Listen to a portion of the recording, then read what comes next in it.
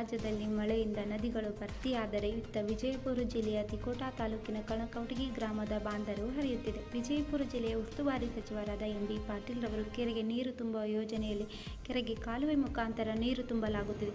ತಿಕೋಟಾ ತಾಲೂಕಿನ ಕಣಕವಟಗಿ ಸಂಗಮನಾಥ ಹಳ್ಳದ ಬಾಂಧರವು ಜಲಪಾತದ ವೈಭವ.